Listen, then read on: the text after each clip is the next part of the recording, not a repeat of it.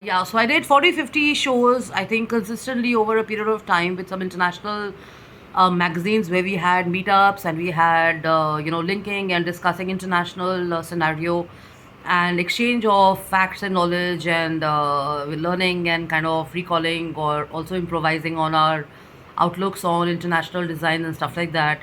And when you now look at what they had at the Greater Noida Expo March, you realize that the stuff that they have in Milan and the stuff that they have in international markets and stuff is also in a way largely influenced by Indian minds and stuff like that, and you can see Indian minds influenced by those. And only when you're basically in a cross-cultural, environment will you be able to see that. Say, for example, a few days back, I was at this international art show, which was with the embassy of Peru. And during the course of discussions and stuff like that, you could see that a lot of reflection in the work that they have in the Peru bowls is also seen in our Indian, culture. And if you were to link it to, let's say, Tibetan, or if you were to link it to Buddhism, which is in Leh Ladakh, you'll see a lot of inspiration and a lot of similarity in colors and designs and stuff like that. And of course, they had the Nandi bull in down south, but then looking at the sky and looking at the colors and looking at the captivating and vibrating vibration, I'm so sorry, vibrant colors of outfits and stuff like that, you could see that there was some dynamic and some real passionate energy reflected in those, and it's very similar to the culture that we have, like I said, in India. And those were basically imaginations, and those were reflections of true imagination by photography and stuff like that. And this is what they say, that this is where the interpretive capacity or outlook of a person comes in mind, that how do you perceive or interpret designs or stuff which is shown to you, and how do you kind of keep it going, and how do you kind of improvise on stuff which is relatable or similar, or looks like what you've seen in other cities or other countries and stuff like that. And when you go through this set of lines, which is so beautifully written, firstly, the font is amazing. You realize that imagination as a subject is, something which we need to kind of focus more on, because people who are deprived of material wealth, or people who are deprived of, let's say, good ideas and strategy and innovation, um, don't usually realize that if you have innovation with you, then at any point of time, a poverty stricken person or someone who's in a bad spot, let's be honest, Corona put many of us in a bad spot. If you have to kind of come out of it, and if you have to face it and you have to do something about it, then there are different approaches to that, and imagination and idea and strategy may be one of those and stuff. I'll keep the message short because I got to hit the gym. But the point in a nutshell is that um, imagination is something which cannot be controlled. Imagination is something which, when interwoven with facts and figures, and imagination, when put into contrast and colors and products and stuff, can create a superb plethora and psychology of ideas and concepts and stuff like that.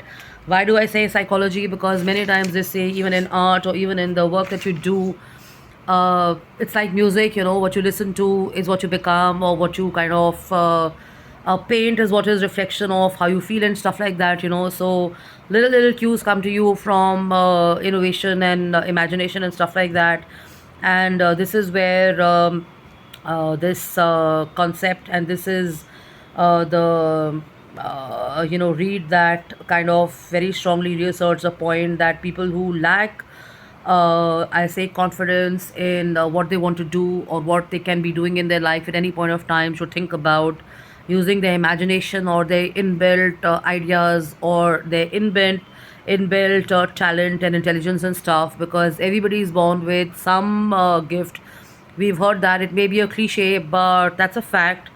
And till the time you do not expose yourself to a certain hobby or a creative pursuit, or you do not get into a certain circle, and you do not start expressing, you never know, you may have a bombshell of ideas and concepts in you which you never kind of explored.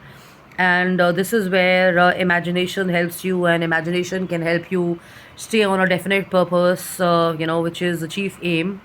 And of course, coming back to the story of Spider-Man, he's a big star, and most of us have grown up looking at Spider-Man and of course his movies and stuff like that.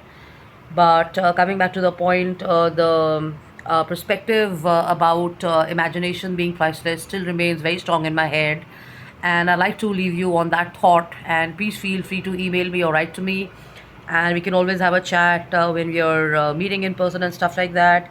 And when it's about harmonies and when it's about thought processes and stuff like that, they work better when they work in tandem. And when there is team spirit and team sport, that's when the magic happens. And I think one needs to realize that people have to be treated nicely and people have to be cordial when they discuss and talk to other people and stuff, um, because I just feel so. Okay, so cutting the conversation short and leaving you on this thought: imagination priceless, sleep priceless.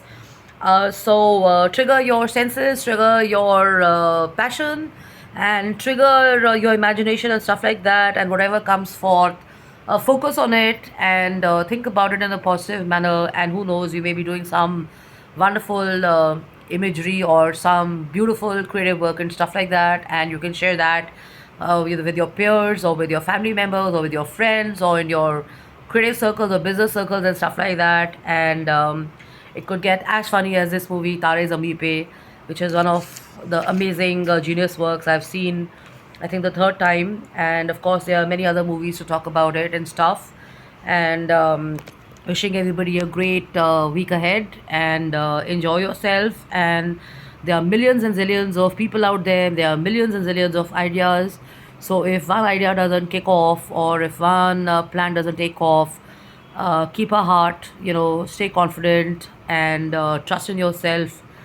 If you can pray, great, because trust me, prayers can make a lot of things happen. And especially if you get into something like Buddhism or some mantra chanting and stuff like that, that's where you have new energy and new neurons formed. And if you're ever stuck in your head, trust me, when you do all of that, that's definitely going to help you, and it's going to get you out of that grouchy thought and grumpy mood or whatever feeling that you have. And you're going to get more creative and more passionate, and you'll feel that you're mastering your mind rather than the other way around. So love and luck, take care. I'm Jasleen Kapani. All of this is unpracticed. This is just a single recorded video. So do feel free to write in and stuff. And I'm glad nobody has called me or messaged me post 12:30 last night. So I really appreciate that about you. So take care and love and luck. And I'm on justeenkapani.im@gmail.com. And this is Diwali, this is Christmas, and this is New Year happening. So let's stay happy, let's stay joyful, let's stay spirited. And you can take a look at all our creations and our works on our social media page and stuff like that. And we'll be more than happy to show you our catalog and WhatsApp you our pictures and stuff. And we can also meet up at a mutually convenient time. So feel free to write in, and stay safe, and stay masked and zip it as you go out, because the weather's also changing and stuff. And you never know, there may be some change of weather which is kind of bringing people down. So that'll help you to stay a little more self-assured that you're not going to catch any infection and stuff like that. So love and luck, take care, sayonara, bye bye.